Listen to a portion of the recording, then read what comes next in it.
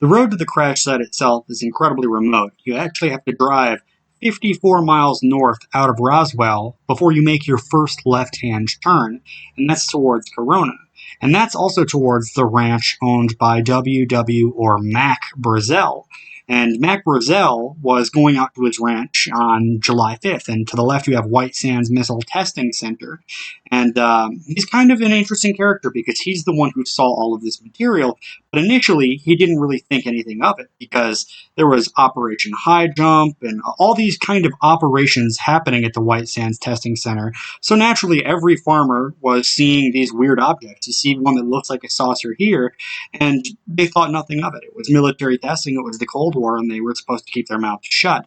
And when he got back, he realized, because his ranch was so remote, it didn't have any electricity or radio, he realized that there was a sighting about 3 weeks prior of a UFO, and that now there was a UFO craze sweeping the country. And the initial sighting was made by Kenneth Arnold. It was kind of a watershed moment in UFOs. But in any case, there was now a $3,000 reward being offered for UFO debris. And so he figured he would just go back up to his farm and collect all of this debris. Now, it's around this time that the story diverges, because we know for a fact that he collected some sort of debris from his farm, but we have no idea really what it was or if there were any bodies. And Jesse Marcel, who was a major in the incident, accompanied him back at the instruction of the sheriff, and here you can see I'm taking some soil samples for fun. He accompanied him back, but Marcel had a habit of embellishing the story. This is Sheriff Wilcox. Basically, Brazel went into town and told the sheriff, and the sheriff said, "It's over my head," and he got this man, Jesse Marcel. And Marcel was known for exaggerating the truth, and that's my roommate, totally done with driving in the desert.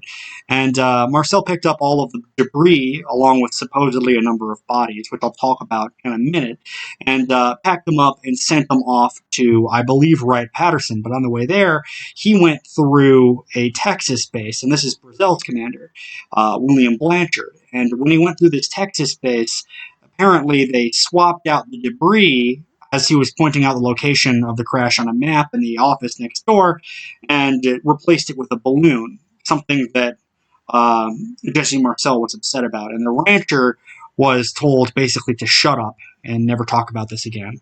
Before I leave the town of Corona for Roswell, I wanted to tell the story of this little village. It's got well under 1,000 people, even as of recently in 2000, and it's said that the crash happened about 30 miles southeast, although this was the closest place.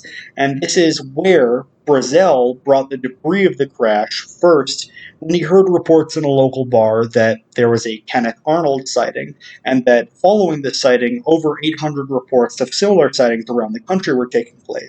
And authorities treated this as a very real threat. They were not under the impression necessarily that these were UFOs, but they believed that, and this is Kenneth Arnold's sighting, by the way, they believed that this was a psyop created by the Soviet Union so that they could flood the airwaves with these false reports, enabling them to launch a possible real attack, which might, entail bombings or whatever. But this town is very small, and he showed up here basically totally unaware of this flap happening over the last 3 weeks. And it was also in this town that in 1991, there was a story that was recreated saying that bodies were here, alien bodies. And it's this kind of split between the official narrative that many ufologists view as sort of a psyop. Now, the initial mention of bodies came from a man named Grady Barnett in the Roswell incident, where he claimed to have been on the plains of San Agustin. These are a photo of the plains, but you can see here that they are basically all the way across central New Mexico from the crash site. But in 1991, he updated that to point 3 on this map, saying that he was there at the crash site when Jesse Marcel arrived, and he was there with a crowd of civilians, archaeology students, and that they were picking basically through alien bodies. And it's his report that was mentioned in the Unsolved Mysteries in 1989. And following this Unsolved Mysteries, a local man named Glenn Dennis called in, whose story I'll relay shortly, but it's interesting walking around the cemetery and seeing these men are all very hardy ranchers. And as I mentioned in the last video, the first mention of bodies actually being at this crash was made in about 1980. But by 1991, this had changed, moving the location of those bodies from the plains of San Agustin all the way over to Corona. And the Ballard Funeral Home is closely wrapped up in this, because it was in 1989 that the story was aired on Unsolved Mysteries, and this man stepped forward, a man named Glenn Dennis. We know for a fact that he actually worked at the Ballard Funeral Home. He was very invested in this story, which came out in The Truth About the UFO Crash at Roswell, as well as the crash at Corona. But these books pushed the idea of Majestic 12, which was basically an early idea of the creation of the quote-unquote deep state, which existed to kind of coordinate the contact with aliens. And he helped found the UFO museum in town, but it's been very well noted that he's been caught in a very good number of outright lies. Now, I think it's interesting because this is footage of Project Mogul, and Project Mogul had these dummies going up into the upper atmosphere, which were then dropped and landed on the community. And when the US government finally released a report called Roswell, Case Closed, and a couple of other reports, I forget their names now, they said that people basically applied these dummies to the crash.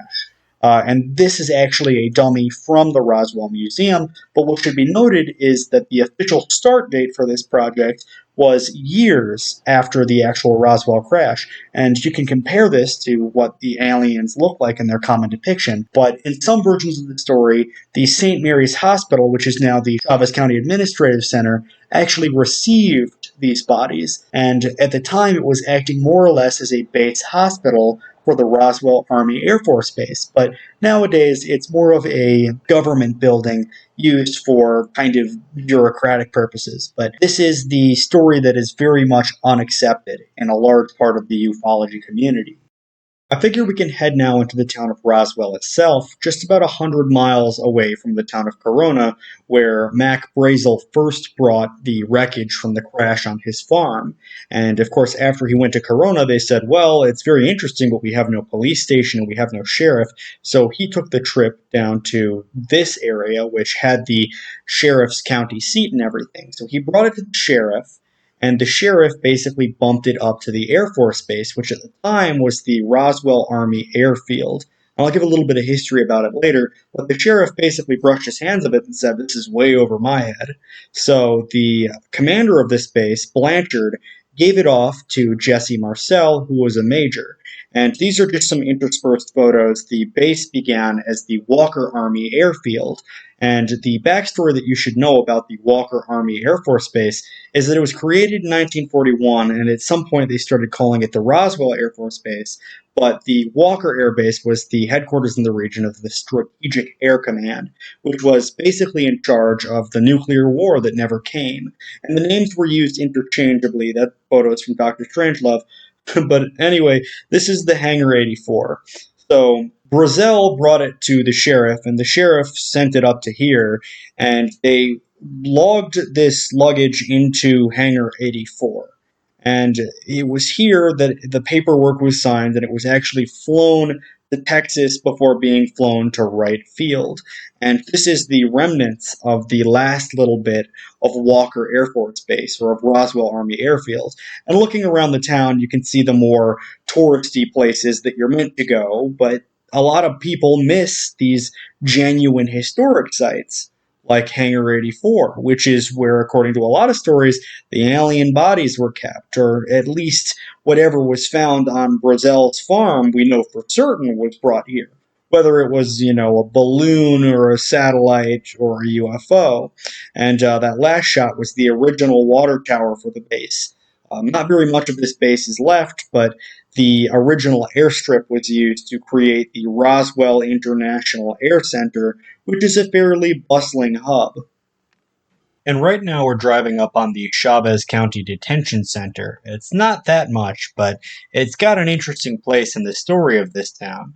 Back in the day, it was the office of Sheriff George Wilcox, and because every ufologist likes to tie up this story with a bow, as if it was a coherent narrative, Sheriff George Wilcox is often presented as a major player in this story, even though it seems to be that he got the wreckage and he said, I'm bumping this over to the Air Force Base immediately. This is a photo of Wilcox, and it does say something to the fact that he started out with this prison, which is now the detention center, being a leaking, decades-old facility, and over the years, he updated it, and that's not anything to do with the government. That's legitimately just the forces of modernization. But George Wilcox seems to have been a pretty decent man in his community, well respected. Roswell has always been a military town, and the Roswell Military Institute opened its doors in 1891, not long after the first white settlers began arriving. The nearby airfield, the perfect flying weather, its remoteness, and its proximity to the Chavez County seat and all of the municipal buildings made this area perfect for being essentially an open, closed-off city. You can't miss this academy as you drive north to Corona, where the crash actually happened. In town, you also have National Guard armories and different buildings to do with county government, the sheriff's office, and a couple of buildings like this, which I'll talk about in a minute. And today, the town gives the impression of a former Cold War space age town that's outlived its glory days but found new meaning through tourism and industry.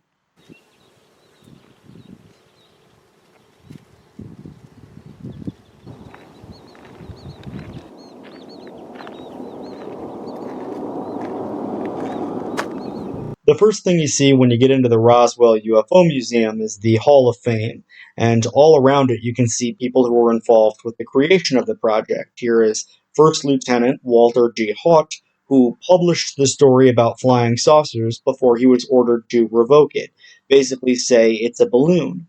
Here's Glenn Dennis, who helped co-found the museum and worked at the mortuary just inside of town when he said the Army called him asking for 6 child-sized coffins.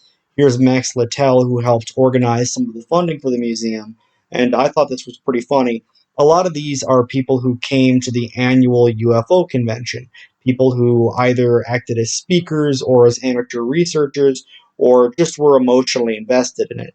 And it's very fascinating because it's the perfect mix of celebrity and gossip and also just a hint of taking yourself seriously. Because there are people here who take it very seriously, among which is Stanton Friedman, who promotes the idea of this Majestic 12 group, which is another rabbit hole, 12th date material.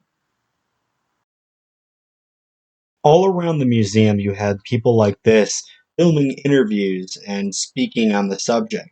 And when I went inside, I actually found somebody who was very interesting, Donald Burleson. No, in March of 1948, Truman had to make a quick and wise decision about whom to send to the Aztec crash site, civilian scientist, to look at everything. And certainly Oppenheimer would come to mind early on because he was high cleared, top secret, and he was a prominent scientist. He was just, finished with the Manhattan Project. And afterwards, in 1952, Truman lost the election to Eisenhower, and Eisenhower apparently, didn't have the same regard for Oppenheimer that Truman had, and in fact, they pulled off his clearance in 1953, giving reasons that were specious. Basically, they said that it's because he didn't favor developing the H-bomb and so forth. The fact is, his having been at the Aztec crash retrieval made them think that maybe he was finding out more than they wanted him to know and so forth, so they just wanted to take him out of the loop. It was a really cruel thing to do. He never worked in government service again. He went through AEC hearings to try to get his clearance back, never got it back. He went back to Princeton. They followed him there and tried to get him fired there, but fortunately Princeton, sanity prevailed that time, and Princeton just told him to take a walk, we need this guy's brain. Yeah. And so that's the way it went. It's really shameful that the government would dump on a national hero. And this is a very interesting display. Basically, you can pause it and take a look at it and read it yourself. But what it's proposing is basically that some guy had found a Martian jaw kind of just hanging around the Wright-Patterson base. And before we continue with the museum, I wanted to take a look around town and just show you some of the touristy places they've got. You can get plenty of alien tattoos, alien tacos, and of course alien t-shirts. There are a couple of professional murals like this one on the side of the museum, but plenty of murals that I like even more, which are very amateur in their character. It's very clear that just locals painted these without much formal training, and that makes them much more lively, I think. This is the Roswell Town Hall and the county seat, which I believe used to be the sheriff's department, and this is a statue depicting the start of the county, which was a ranching area. This is another one of those murals just down the road from the famous McDonald's UFO that they have in town, and that's probably one of the most visited attractions. Of course, I also showed some photos of me eating an Egg McMuffin with my goofy alien sunglasses on a little bit earlier, but it's a straight up 1950s design, and I love it. This is looking back towards the museum. That is actually the top of the old town hall, and as we make our way back down the road, we hit the museum again.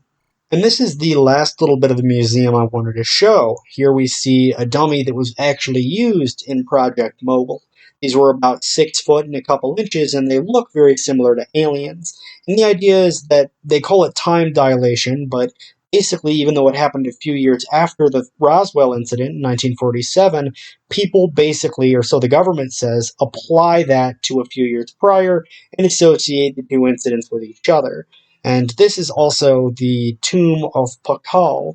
The museum kind of promotes this ancient aliens theory, even though this reconstruction of Pakkal's tomb looks nothing like the real thing.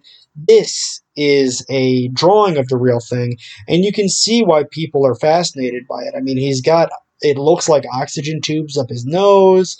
It looks like he's got a control panel, but apparently it's similar to other Aztec kind of iconography, and here's Pakal's grave under that coffin lid, but this is some more ancient aliens theory. These are Fremont-style petroglyphs. These are actually near Zion Canyon. Beautiful to look into. This is Australian, and yeah, look up the Zion ones.